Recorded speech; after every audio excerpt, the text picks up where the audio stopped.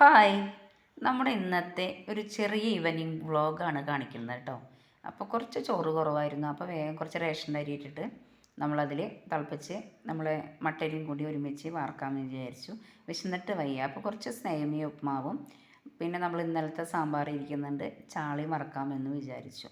മോൻ്റെ സ്കൂളിൽ നിന്ന് പുസ്തകങ്ങൾ കൊടുക്കണം, യൂണിഫോം പുസ്തകം കൊടുക്കുന്ന ദിവസമായിരുന്നു. അപ്പോൾ പോയിട്ട് കുറച്ച് സമയമെടുത്തു. അപ്പോൾ ഉച്ചയ്ക്ക് ഭക്ഷണം കഴിച്ചില്ല. അപ്പോൾ വേഗം നമുക്ക് ചാള വറക്കാൻ വെക്കാം കേട്ടോ.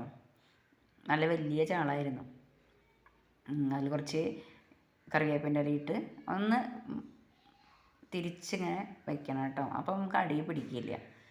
അങ്ങനെ ചാള നമ്മൾ വേവിക്കാൻ വെച്ചു. കടുക് വറുത്തിട്ടു. ഉപ്മാവിലേക്ക് വേഗം ഇഞ്ചിയും പച്ചമുളകും സവാളയും ഉപ്പൊക്കെ ഇട്ടു കേട്ടോ.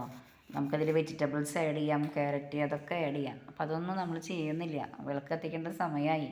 അപ്പോഴേക്കും നമുക്ക് അടുക്കളയിലെ പണി കഴിക്കണം. അത് കഴിഞ്ഞാൽ കുറച്ച് ഒരു 10 മണി വരെ നമ്മൾ ബിസി ആയിരിക്കും. അത് കാരണം കുറച്ച് കറിവേപ്പിൻ്റെ ഇല ഇട്ടു. ഇവിടെ ധാരാളം കാണുന്ന അല്ലെങ്കിൽ നമുക്ക് ലഭിക്കുന്ന ഒന്നാണ് കറിവേപ്പിൻ്റെ ഇല. നിങ്ങൾക്കും വേണോ? വിഷാംശമില്ലാത്ത കറിവേപ്പിൻ്റെ ഇലയുണ്ട് നമ്മുടെ വീട്ടിൽ. 2 മരങ്ങളുണ്ട്, അത്യാവശ്യം നല്ലതുപോലെ ഉണ്ട് കേട്ടോ. നമ്മൾ ദിവസവും നനയ്ക്കുന്നുണ്ട്. അങ്ങനെ വെള്ളം തിളച്ചാൽ ഉപ്പിട്ട് സേമിയ ഇട്ടു. വറുത്ത സേമിയായിരുന്നു കേട്ടോ. അപ്പോൾ അതിട്ടു. ഒന്ന് അടച്ചു വെക്കുക കുറച്ച് നേരത്തേക്ക് നമുക്ക്. അപ്പോൾ അതിന് വെള്ളമൊക്കെ വറ്റി നല്ല വെന്ത് വന്നിട്ടുണ്ട് കേട്ടോ. കുറച്ച് സമയമെടുത്തു, നമ്മൾ സിമ്മലാക്കിയിട്ടല്ലേ വെച്ചത്, അത് കാരണം കുറച്ച് സമയമെടുത്തു. അപ്പോൾ ഇന്ന് മോൻ്റെ അടുത്ത് നാളികേരം ചെരുകി തരാൻ പറഞ്ഞു. അപ്പോൾ ഇന്ന് അവനെ പുസ്തകം യൂണിഫോമൊക്കെ കിട്ടിയ ആ ജിജ്ഞാസയോടുകൂടി അതൊക്കെ അടക്കി പെറുക്കി വെക്കുകയാണ്. അപ്പോൾ അത് കൂട്ടാക്കിയില്ല. ഞാൻ വേഗം കുറച്ച് നാളികേരം കുറച്ചേ ഉണ്ടായിരുന്നുള്ളൂ, പിന്നെ പൊതിക്കാനൊന്നും നിന്നില്ല, വേഗം ചെരുകിയിട്ടു കേട്ടോ.